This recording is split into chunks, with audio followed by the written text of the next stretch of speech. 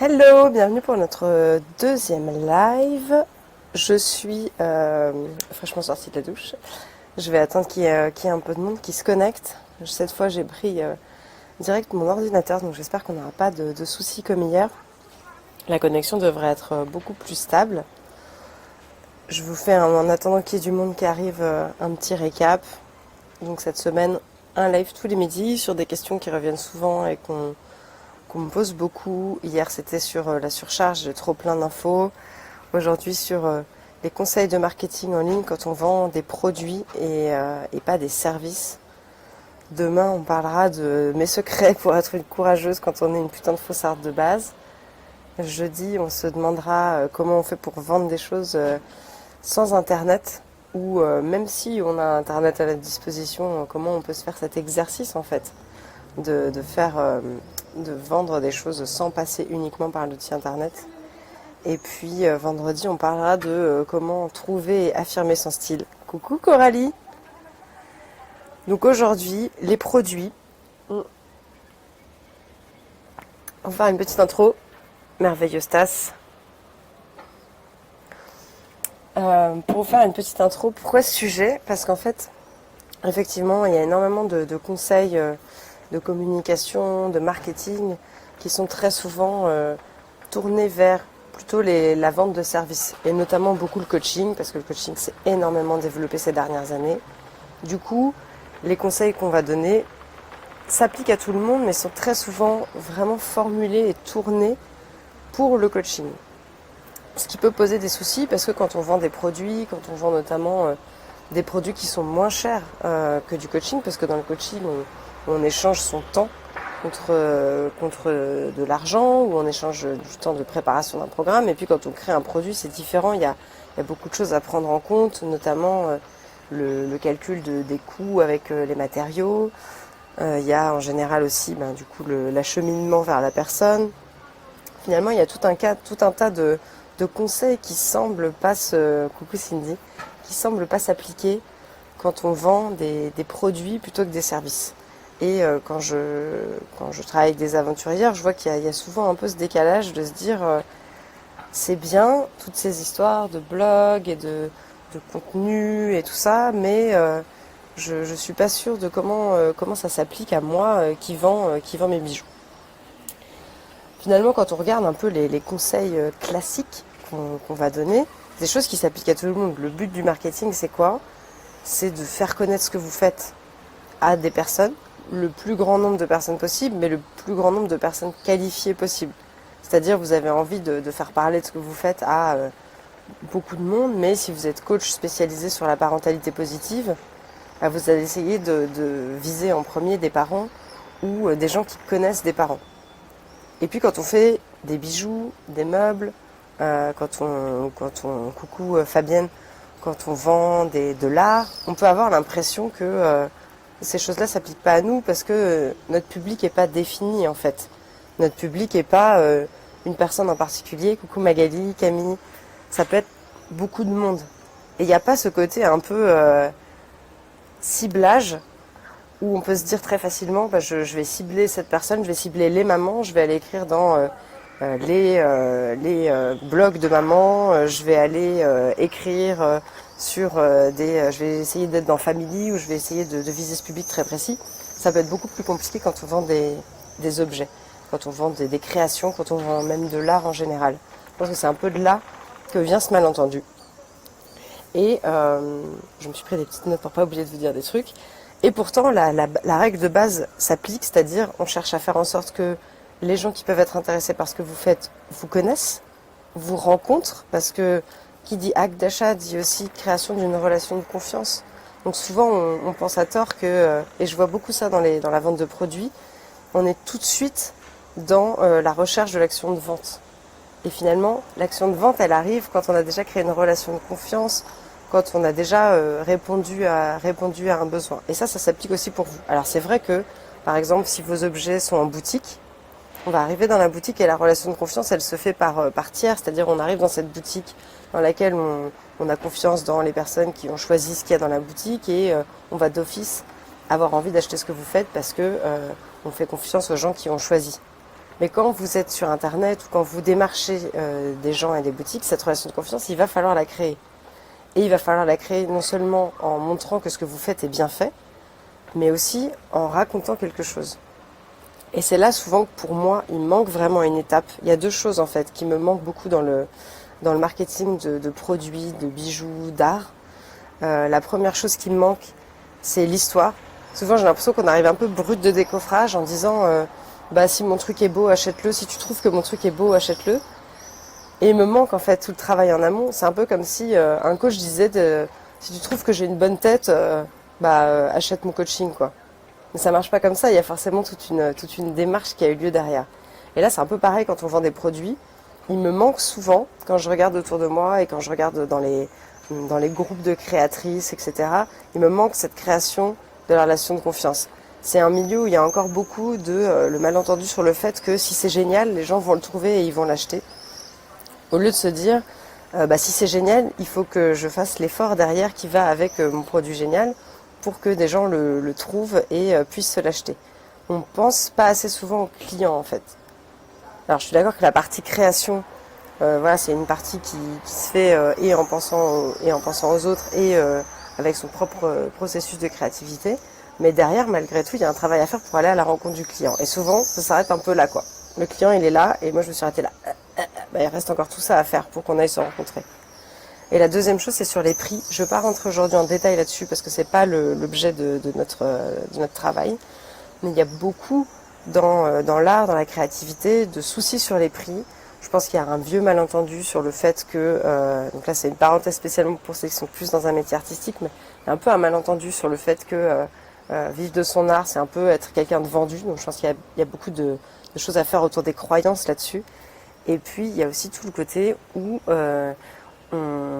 on fixe des prix très bas parce que d'office on se dit personne ne va acheter ça à ce prix-là, ou mais qui va vouloir de mes créations, moi qui ne suis personne de particulier, comment je vais faire pour faire connaître ce que je fais et le vendre à ce prix-là, c'est impossible. Donc on se retrouve avec des choses où des créatrices vont vendre à perte et mettre longtemps à s'en rendre compte parce qu'elles ont oublié de compter leur temps, parce que si elles se disent si je compte mon temps ça va coûter une fortune, personne ne va jamais se l'acheter, etc., etc.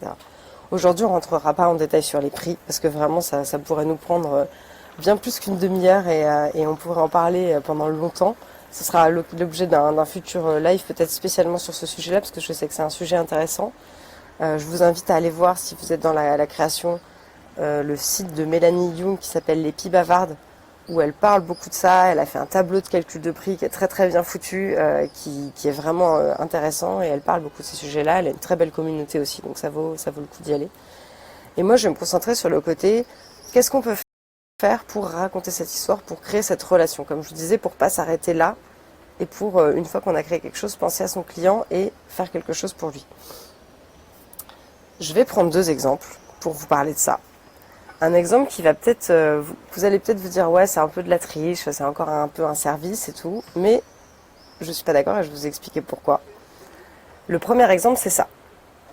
Ce livre, qui par ailleurs pour les anglophones est juste un bijou, je vous conseille moultement de vous prendre ce livre. Ce livre est un livre de poésie. Donc à l'intérieur ce sont des petits poèmes comme ça, il y en a un par page. Ils sont de longueur variable, voilà, des fois ça va faire une phrase, des fois ça va être quelques paragraphes. A été écrit par une auteure qui s'appelle Nahira Wahid. Et Nahira Wahid fait beaucoup de communication, notamment sur Instagram. Mais je ne vais pas parler en particulier de sa communication, parce qu'elle est anglophone et que vous n'allez pas forcément pouvoir. C'est juste pour vous dire, imaginez que ce que vous avez à vendre, c'est un livre, et pas un bijou, un meuble ou une œuvre d'art.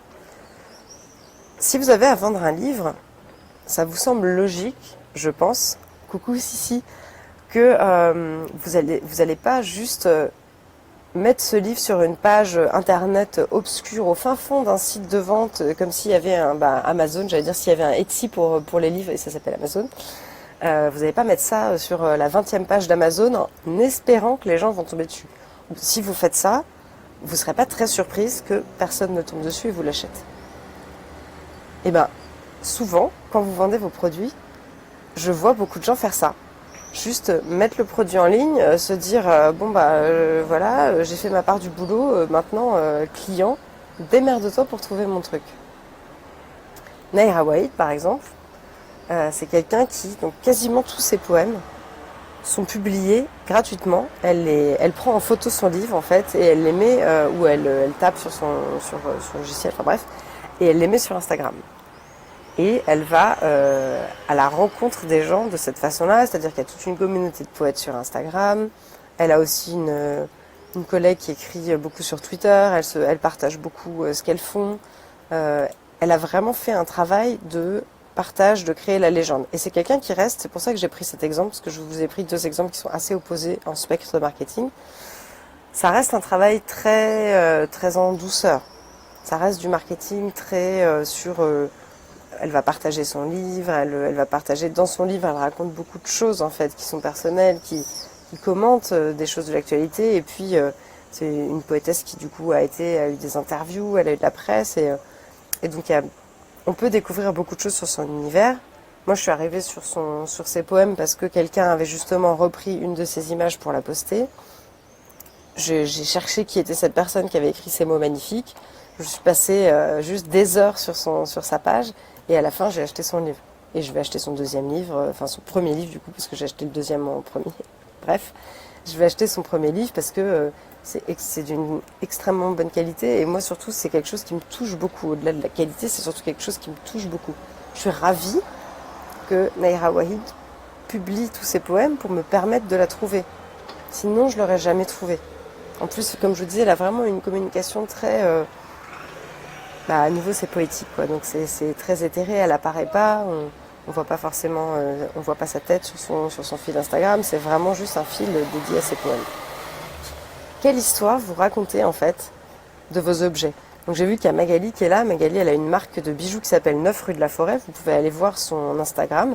Ça fait des semaines, des mois que Magali, elle est en train de tisser la légende de sa marque. Elle montre les inspirations, les shootings photos avec les mannequins. Elle montre les premières vues des bijoux. Avant même qu'il y ait un prix, avant même qu'il y ait une boutique, qu'il y ait quelque chose à vendre, on a déjà tout un univers qui est tissé. Et souvent, quand on est créatrice, en tant que créatrice ou que vendeuse, vous avez tout un univers, il y a des choses qui vous inspirent. Peu importe ce que vous vendez, il y a des raisons pour lesquelles vous avez décidé de vendre ça. Vous auriez pu faire n'importe quoi d'autre et vous avez choisi de vendre ces choses-là. Vous avez choisi de parler de ces sujets-là. Même si vous n'avez pas l'impression de parler d'un sujet en particulier, vos bijoux, c'est pas quelqu'un d'autre qui les fait. C'est vous qui les faites. Même si vous assemblez d'une certaine façon, vous avez des influences, il y a des gens qui vous inspirent. On a souvent à tort l'impression que les gens qui nous inspirent, on doit les cacher parce qu'on a un peu honte, genre « Ah, mais j'ai un peu copié, j'ai fait mais en moins bien ». Au contraire, c'est votre univers. Je pense à quelqu'un d'autre donc qui n'est pas dans les produits, mais Raison, qui est la boîte de la Coucou Charlotte, la directrice artistique avec qui j'ai bossé sur Les Aventurières. Elle publie très régulièrement ses tableaux d'inspiration, elle est tout le temps en train de nourrir ça. Du coup, c'est hyper intéressant de la suivre. Et pour ses futurs clients, ça donne aussi beaucoup de crédibilité à sa démarche. Vous, c'est pareil. Vous êtes en train de raconter quelque chose. Vous n'avez pas juste décidé de vendre ou de créer ces produits comme ça. Il s'est passé quelque chose. Il y a une histoire derrière. Il y a des objets que vous trouvez beaux et d'autres pas. Il y a des choses qui vous inspirent et d'autres pas. C'est la même chose que quand on dit au coach d'écrire sur des sujets qui sont clivants, où on dit il y a des choses qui vous mettent en colère, il y a des choses sur lesquelles vous n'êtes pas d'accord. Vous pensez que les gens travaillent comme des zombies et qu'ils sont tous dans une course au burn-out et vous avez envie d'écrire là-dessus. Écrivez là-dessus, même si ça va être polémique. Vous, c'est pareil en fait. Ce qui est clivant chez vous, c'est toutes les influences, tout ce que vous amenez avec votre art ou vos objets, tout le cheminement qui vous a amené ici, que ça soit votre histoire personnelle, que ça soit les influences que vous avez pu avoir. Tout ça, c'est intéressant. Tout ça, ça construit une histoire. Quand on dit construire une histoire, je pense souvent, il y a une marque, par exemple, c'est une histoire en tant que telle. Les bijoux s'appellent les mots doux. Et en fait, c'est des bijoux qui, avec un enchaînement de perles, épellent en morse un mot. On peut les personnaliser, évidemment. Et c'est un peu... j'aime beaucoup cette marque parce qu'il y a un côté très code secret, au sens où il n'y a pas beaucoup de gens aujourd'hui qui sont bilingues en morse. Je ne sais pas si on peut dire bilingue en morse, mais bref. Quand on offre un bijou, on sait ce qu'il y a dessus, la personne en face sait ce qu'il y a dessus, mais très rapidement, on est les deux seuls à savoir. Moi, j'ai offert un de ces bijoux, Je sais ce qu'il y a dessus, la personne sait ce qu'il y a dessus, mais les autres qui voient ce bijou pensent que c'est juste un joli petit bijou avec des perles rose corail, quoi. Il y a un côté très malin là-dedans, parce qu'effectivement, ça raconte une histoire d'intimité, dans le fait que j'offre un bijou qui va contenir un peu un code secret. Ça raconte une histoire d'un message, coucou Odile, de ce que j'ai envie de dire à cette personne. Donc, j'offre pas juste un bijou que j'ai trouvé joli, il y a en plus quelque chose derrière. Donc c'est une façon très marrante et très ludique de créer une histoire. Mais tout le monde ne va pas faire des bijoux avec un sens caché. Tout le monde ne va pas créer des objets avec un sens caché. Malgré tout, vos objets vont raconter quelque chose. Et plus ils vont assumer le fait de raconter quelque chose, plus ils vont trouver un public. Je sais qu'il y a aussi beaucoup de peur, et ça rejoint exactement ce qu'on fait en marketing avec les gens dans le service, d'être trop polarisant, de se dire oui mais si mes bijoux ils sont je sais pas moi, je fais des bijoux complètement ancrés dans l'univers steampunk, bah les autres gens qui comprennent pas le steampunk ou qui apprécient pas cet univers, ils vont pas m'acheter ce que je fais et du coup je vais perdre des clients. C'est l'inverse qui se passe en fait. Si on essaye d'être le parfum que tout le monde aime, bah on ouvre un Claire's. Si vous avez envie de créer des choses qui vous tiennent à cœur, créez les choses qui vous tiennent à cœur et assumez toute cette histoire, assumez ces influences, assumez le cheminement et l'endroit où vous avez atterri. Il y a une autre marque, par exemple, qui a une histoire beaucoup plus large. Bon, je prends les mots doux parce que c'est sympa, mais je suis bien consciente que tout le monde ne peut pas faire ça. Mais malgré tout, vous pouvez faire ça dans votre packaging. Il peut y avoir plein de façons de penser au client. En fait, il y a le moment où vous créez quelque chose qui sort de vous. Je parle des créatrices, mais ça marche pour tous les objets. Et si vous n'êtes pas créateur, mais juste revendeur, bah, quand vous vendez derrière, pensez au client. Vous devez penser à ce client. Comment je lui facilite la vie? Comment je fais en sorte que quand il offre ou quand il s'achète ça, ça veuille dire quelque chose pour lui? Quelle histoire ça raconte de lui? Les gens, quand ils achètent quelque chose, que ce soit un service ou un objet, ils s'achètent eux-mêmes en fait. Ils achètent vraiment quelque chose que ça dit d'eux. S'ils l'achètent pour quelqu'un d'autre, ils achètent quelque chose que ça dit de la relation qu'ils ont avec cette personne. Et vous vendez ça en fait. Vous faites en sorte qu'ils puissent trouver quelque chose, je sais pas, donc les bijoux les mots doux par exemple, qui veulent dire cette relation d'intimité, ce message secret, ce côté un peu ludique en même temps, c'est rigolo. Peut-être que, je sais pas moi, il y a des anciens scouts qui pratiquent le morse qui vont adorer s'offrir ces bijoux-là parce que pour eux en plus ça veut dire quelque chose de précis. Cette histoire-là, c'est celle que vous vendez. Vous n'êtes pas en train de vendre, et ça pourrait aussi répondre aux questions de légitimité, vous n'êtes pas en train de vendre votre génie créateur, vous n'êtes pas en train de vendre les meilleurs bijoux, les meilleurs meubles du monde. Vous êtes en train de vendre les personnes à elles-mêmes. J'ai envie de prendre soin de moi et donc je m'offre, je sais pas, ce bol tibétain qui va symboliser le fait que j'ai envie de retourner au calme, de prendre soin de moi, de revenir à, je sais pas, des choses plus sereines dans ma vie. J'achète pas forcément l'histoire entière de ce bol tibétain. Quand à partir du moment où je l'achète, je lui crée sa nouvelle histoire. Et vous pouvez vraiment penser à ça. Comment est-ce que je fais en sorte que les gens créent leur propre histoire avec mes objets, s'approprient mes objets? Comment est-ce que je peux les aider à trouver mes objets et à raconter quelque chose avec? Et c'est en assumant votre univers et en assumant que vous n'êtes pas là pour plaire à tout le monde, vous plaisez à un certain nombre de personnes, que vous allez créer ce plus fort sentiment d'identification. Vous avez toutes déjà, je pense, acheté des objets que vous trouvez jolis. Moi, je sais qu'il y a des bijoux que je trouve très jolis. Je suis incapable de me souvenir le nom de la marque. Des fois, je suis même incapable de me souvenir où je pourrais les retrouver. Parce qu'il n'y a pas de... Je les ai juste trouvés jolis, je les ai achetés. Mais j'ai pas créé de fidélité, de relation. Il n'y a pas quelque chose qui s'est passé avec cette marque. Vous, c'est pareil. Il y a des gens qui vont passer comme ça. Mais le but, c'est, malgré tout, de créer une relation avec des clients qui vont comprendre pourquoi vous êtes là, qui vont adhérer à ça, et pour qui votre marque va être quelque chose de spécial, et pas juste quelque chose d'interchangeable parce qu'ils ont trouvé ça joli. À nouveau, vous n'êtes pas en train de créer du Claire's, vous êtes en train de créer quelque chose de spécial, de raconter une histoire avec ce que vous faites et avec ce que vous vendez. Mon deuxième exemple, vous allez voir, on part dans quelque chose de beaucoup plus grand public, consommation courante, parce que c'est bien d'avoir les deux modèles différents. C'est une marque qui s'appelle Dear Muesli. Donc, je les ai rencontrés à Paris. Je vais vous montrer leur page. Donc, c'est aussi sur Instagram.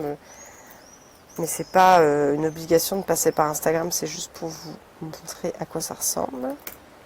Voilà, donc eux en fait ce qu'ils ont fait, ils ont créé une marque de muesli à Paris, en banlieue parisienne. Ils ont commencé à faire leur muesli dans leur four à 3 étages, vraiment en se disant bon, il n'y a pas assez d'offres de choses saines, pas trop sucrées, bien, ils avaient envie de répondre à leurs besoins, avoir des petits déj, des repas sympas.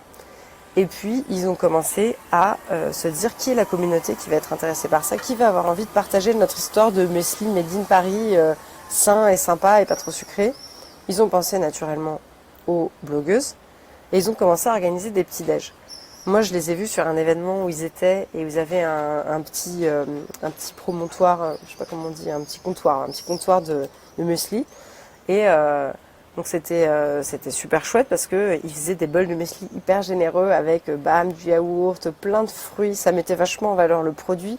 C'était bon, c'était sain, c'était tout ce qu'ils avaient envie de raconter. Eux-mêmes, ils avaient une banane pas possible. Ils racontaient volontiers l'histoire de comment ils avaient monté leur marque, comment ils avaient commencé au début, à faire des petits déj avec des blogueuses. Les blogueuses aimaient bien ce qu'ils avaient fait. Donc ils commençaient à en parler un peu partout. Ensuite, ils ont commencé à faire des articles. Ils ont démarché après des boutiques, mais ça s'est vraiment fait par étapes. Ils ont commencé par se dire, bon, j'ai fait un muesli qui est délicieux, c'est cool, mais si c'est juste pour que ma famille le mange, on va pas faire une boîte avec ça. Comment je fais pour aller à la rencontre des gens qui vont adorer mon muesli? Comment je fais pour aller chercher des gens qui adorent le petit déjeuner, qui sont ouverts à des nouvelles expériences? Bon, après, le muesli, c'est pas non plus manger des criquets pour le petit déj, hein. On est d'accord qu'ils partaient sur un terrain où il y a déjà beaucoup de monde, mais en même temps, ils partent sur un terrain où il y a déjà beaucoup d'offres aussi. Et donc je trouvais que leur façon de faire, d'être présent, de se balader, vous regarderez sur leur Instagram, il y a aussi des photos, ils ont un vélo avec lequel ils se baladent et puis ils font des stands de muesli, voilà. Aller à la rencontre des gens et d'aller à la rencontre de clients potentiels, de faire en sorte que le produit parle de lui-même. C'est des choses dont vous pouvez vous inspirer. Vous voyez, je vous montre ces deux exemples complètement différents. On a Ira Wahid qui vend vraiment quelque chose d'immatériel parce que c'est artistique, même si derrière il y a un livre. Dire Muesli qui vend vraiment un objet de consommation courante. Et c'est quoi les bons réflexes là-dedans? C'est de se dire, ok, j'ai créé quelque chose, comment je fais pour sortir de moi-même et aller à la rencontre des gens? Et c'est ce dont je parle tout le temps en marketing sur le service. Les deux choses qu'on a à faire dans notre vie d'entrepreneur, c'est créer ce qu'on a à créer sans le juger. C'est pas notre boulot de juger ce qu'on fait. Et ensuite faire en sorte d'aller à la rencontre des gens, que les gens puissent nous trouver. Et ensuite à eux de juger, non pas si c'est bien ou pas, mais si c'est pour eux ou pas. Vous remarquerez que dans ce processus, il n'y a aucun moment où quelqu'un est autorisé à dire c'est nul, c'est de la merde, va te cacher, ça fout la honte ce que tu fais. C'est vraiment juste, je crée parce que j'ai envie de créer ça me tient à cœur. Et puis à force de créer, forcément je vais m'améliorer, mais ça ne veut pas dire que ce que je fais au début est pourri et ne mérite pas d'exister. Et la deuxième chose, c'est sortir de soi. Et souvent, en tout cas de ce que je vois moi dans le monde de la création, il y a beaucoup de créatrices, beaucoup d'artistes qui restent bloqués sur cette première phase. Je crée, c'est jamais assez bon pour aller à la rencontre de mon public. Je traîne. Quand on me dit de communiquer, je sais absolument pas sur quoi communiquer. Du coup, je le fais pas. Du coup, je comprends pas pourquoi ça marche. Et puis finalement, je vais aller agoniser sur les pages d'artistes connus en me disant pourquoi ils y arrivent et pas moi. Je dois être super nulle, sinon moi aussi j'aurai un partenariat avec Monoprix ou je sais pas quoi pour refaire toute leur communication. Ça marche pas comme ça. Ce qui marche, c'est de trouver ce qui vous plaît, la façon qui va vous plaire d'aller à la rencontre des gens. Donc le muesli, ça va être, eux, c'était organiser des petits déj parce que c'est ce qu'ils aiment faire. Ira Wahid, c'est de partager ses poèmes. Un artiste qui s'appelle Austin Cléon, dont je parle beaucoup aussi, il fait un journal d'inspiration où toutes les semaines, il envoie un poème qu'il a fait en noircissant d'un article de journal et en laissant que quelques mots. Et il envoie aussi il envoie toutes les semaines donc sa newsletter avec des articles qu'il a lus sur des sujets. C'est à peu près organisé, il y a toujours un artiste ou quelqu'un qui est mort et qu'il a envie de saluer. Il y a toujours un peu de la musique. Mais c'est vraiment son carnet d'inspiration et toutes les choses qu'il a trouvées intéressantes cette semaine-là. Si vous avez envie de partager votre savoir-faire. Vous pouvez aussi organiser des ateliers autour de votre savoir-faire. Si vous avez envie de... Par exemple, je pense à Sophie Pichon, avec qui en ce moment on prépare un livre. Elle est graphiste et elle fait des messages, mais elle vend ensuite ces objets. Elle ne vend pas que de la prestation, elle vend aussi des objets, des impressions, des goodies, etc. C'est quelqu'un qui va, par exemple, pendant un mois, elle s'est fixé un challenge qui a été lancé par le magazine Flow, et elle a tous les jours fait une image en rapport avec le challenge. Ça lui permet de travailler, parce que du coup ça fait une excuse pour être tous les jours en train de produire quelque chose. Ça lui permet aussi derrière de se faire peut-être repérer, de faire connaître son style, de montrer un peu de quel bois elle se chauffe, comment elle a envie de parler des choses. C'est une façon d'être active. Ce que je veux dire, c'est que peu importe la façon que vous trouvez, peu importe ce que vous avez envie de raconter, vous êtes en train de raconter quelque chose avec vos objets, avec vos créations. Et c'est cette histoire-là qui va permettre d'aller à la rencontre des gens. Encore faut-il accepter de la raconter et faire des efforts pour sortir de soi et aller à la rencontre des gens. Ce qui veut dire, je sais pas moi, si vous avez des gens qui vous inspirent, ça vaut le coup d'aller les rencontrer, peut-être d'organiser un événement avec eux si vous pouvez, ou si c'est votre truc. Ça vaut le coup de faire peut-être une semaine entre créatrices pour parler de ce que vous faites, pour expliquer aux gens qu'est-ce que ça implique de créer vos bijoux, le processus, ou si vous avez dans votre communication, voilà, si vous aviez une histoire comme des mots doux, ou si vous avez un univers, je pense à une marque américaine aussi, qui a un univers très poétique, mystique. Il tape vraiment en termes de public sur un peu les hippies, hippies chics, qui sont assez dans la spiritualité, mais qui en même temps vont quand même aimer avoir un bijou qui leur rappelle quelque chose. Ils travaillent sur... ils ont fait des bijoux en honneur à des poèmes de la poétesse Maya Angelou. Ouais, c'est des gens comme ça qui vont vraiment sortir de leur zone de juste on a créé un bijou et puis client, démerde-toi pour le trouver et en faire ce que tu veux. Et ils vont raconter l'histoire de ce bijou. Ils vont tout de suite polariser parce que finalement on arrive sur cette marque. On n'a pas du tout de versant self-help, spirituel, etc. Et on a toutes les chances de passer son chemin en disant mais qu'est-ce que c'est que cette marque de hippie débilos, c'est bon, j'ai pas envie de porter une lune autour du cou qui signifie que je suis née, je sais pas quelle, la lune était je sais pas où, ou que c'est le symbole d'un poème de je sais pas quel poète indien illuminé. C'est bon, ça me parle pas quoi. J'ai juste envie d'un joli bijou. C'est des choses comme ça qui sont polarisantes, mais qui font que cette marque, elle cartonne. Ils font des collaborations justement, par exemple, avec des coachs, qui sont des gens connus. Bon voilà, mais on s'en fiche que les gens soient connus ou pas. C'est une question d'évolution. Maintenant, cette marque est connue, ils ont fait cette collaboration, voilà. Mais c'est une marque qui va faire des collaborations avec des gens parce que dès qu'ils trouvent quelqu'un qui les inspire, ils ont envie de co-créer une marque, une collection de bijoux avec eux.